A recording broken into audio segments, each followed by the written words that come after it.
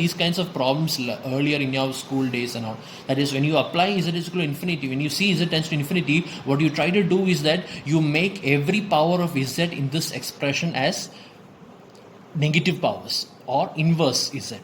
Make every z that you see here as an inverse of z. So that inverse of infinity is 1.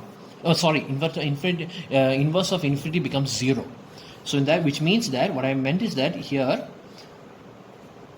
I'm going to change this expression, and here what I'm going to do is that in order to here you can see I can take z. If I take z common, so it will become z square, right? Z square into 1 plus z inverse, z square. Here also I can take z square common. If I take z common over here, and I can take z common over here. So that is what I'm going to do. I'm going to take z common over here. It will become 1 plus z inverse, and if I take z common over here, it becomes 1 minus 0.25 z inverse, and if I take z common over here, it becomes z into 1 plus 0.25 z inverse. Okay, 1 plus 0.25 z inverse. I hope you can understand my handwriting. Okay, so now what I'm going to do is that, okay, now I can cancel all the z terms. This is cancelled, this will get cancelled, this is also cancelled. So what remains over here is that limit as z tends to infinity, this becomes 1 plus z inverse by 1 minus 0.25 z inverse into 1 plus 0.25 z inverse. Okay, and here you can see that now you can apply z is equal to infinity, because when it becomes infinity, then this term will become 0, this term will become 0, this term will also become 0, or in other words you will get 1 plus 0 by 1 minus 0 into 1 plus 0, which is equal to 1. You see, so now I found the initial value. So this is how we find the initial value. That is, when you're going to substitute the value of z tends to infinity, just simply make all the terms inside here maximum as possible. Make all the terms inside here as z as raised to the negative power. Alright, because infinity raised to negative power is 0. So we can apply that condition over here. So now I'm going to apply the final value theorem. Okay. In order to apply the final value theorem, I have to check if the conditions are all satisfied. Okay, that is, in the here the ROC of the first factor is the ROC of the first factor here is z minus 0.25, right? So therefore the ROC is z greater than 0.25, and here also the ROC is also z greater than 0.25. That means the overall ROC is z greater than 0.25.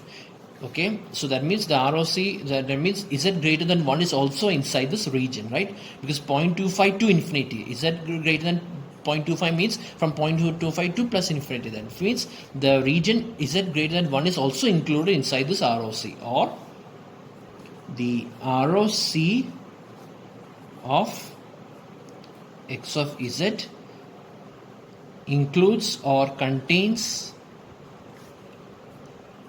magnitude of z greater than 1. Okay, so the first condition is satisfied. Okay, first condition is satisfied, and then let's see the second condition. To find the second condition, I am going to multiply the signal with z minus 1. So this becomes z minus 1 x of z is equal to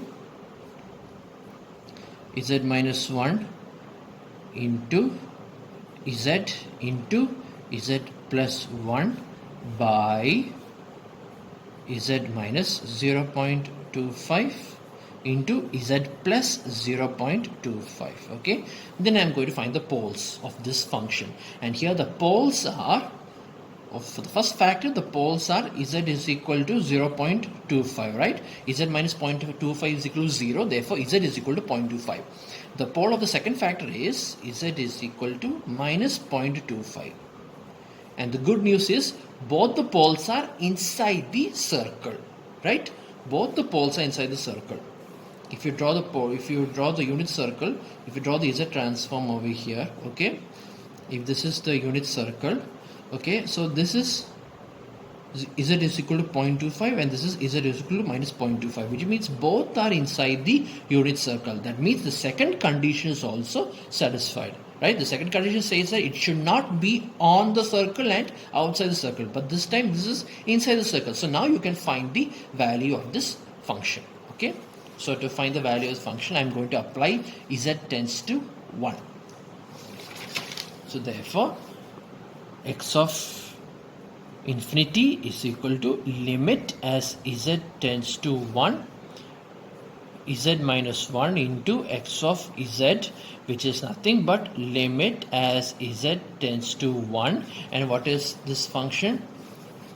This function is z minus 1 into z plus 1, z minus 1 into z plus 1 by, and the denominator is z minus 0.25 into z plus 0.25, which is z minus 0.25 into z plus 0.25. Okay, so now what I'm going to do is I'm going to substitute z is equal to 1 over here, and let me see, I cannot cancel this factor, I cannot cancel z minus 1 over here. See, there's nothing I can do about this. So what happens is that when I substitute z is equal to 1 over here, this becomes 1 minus 1, which is 0, right? This basically, which means this is basically become 1 minus 1 into 1 into 1 plus 1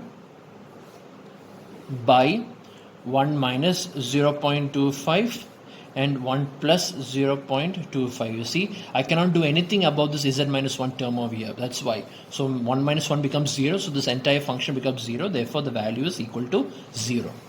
That means the final value of x of infinity is 0. Okay. This is the final answer. Okay.